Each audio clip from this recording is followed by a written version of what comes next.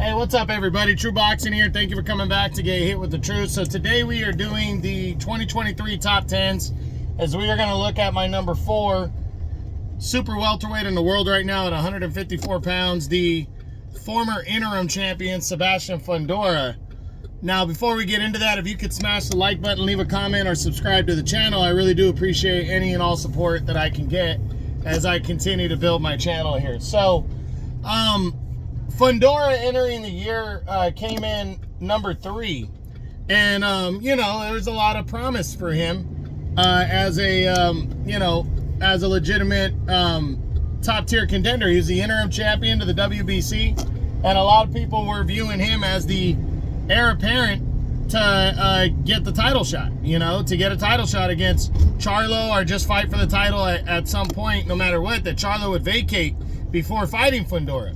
And he was coming off of a year where he had the fight of the year against Erickson Lubin. They went toe-to-toe in a great battle, traded knockdowns, and he ended up securing the victory to stay undefeated. And then he bounced back and defeated Carlos Ocampo over 12 rounds to keep the interim belt intact. But in, what was it? In April, he would defend the interim title against Brian Mendoza, who wasn't a well-known fighter, and for the first 5.5 rounds, he was dominating the action, just absolutely beating Mendoza, working him, outclassing him. It was a one-sided affair. And then in the when was it? The 7th round, I believe. Yes, the 7th round. Actually, for the first 6 rounds, it was like that. And then in the 7th round, Brian Mendoza, who had landed punches here and there, landed a wicked left hook, and followed by a right hand as Fundora was falling, that brutally knocked out Sebastian Fundora and handed him the first loss of his career, and he lost the interim championship in the process. So, very tough defeat for Erickson Lubin right there. I mean, for Sebastian Fundora, the first of his career. And that was all he would end up doing in 2023. Now, he is 26 years old, so still very young. He's a WBC's number 5 contender.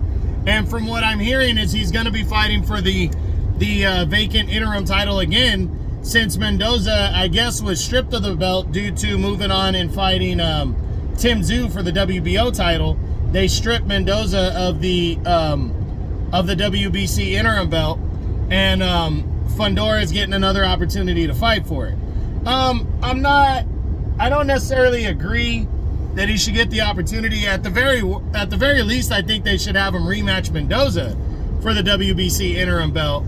But you know, he's likely going to get the fight no matter what. And I still think Sebastian Fundora is a tough guy, and a guy that most people at 154 do not want to deal with, but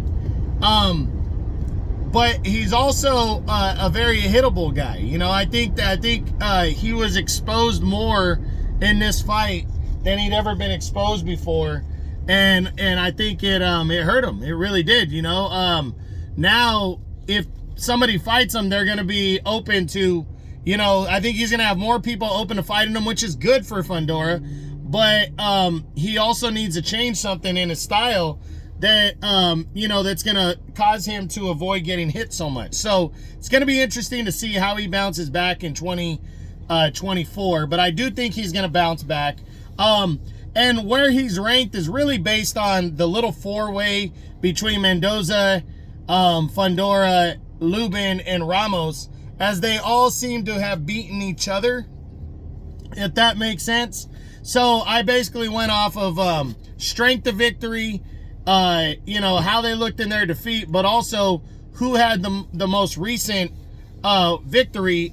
And Fundora finished 2nd of the 4, and number 4 overall, based on his strength of victory over Erickson Lubin, and the fact that he was beating Brian Mendoza the whole fight prior to getting caught.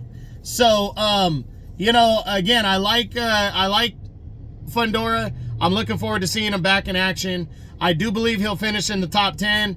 I do believe he'll finish in the top 5 by the end of the year, and I'm hoping he just gets better opportunities against higher quality opposition. So we'll see what happens, but that's it. That's what I got. That's my 2023 top 10 as on my number 4 super welterweight in the world right now at 154 pounds, the former interim champion, Sebastian Fundora. I hope you enjoyed the video. If you did, smash the like button, leave a comment, or subscribe to the channel.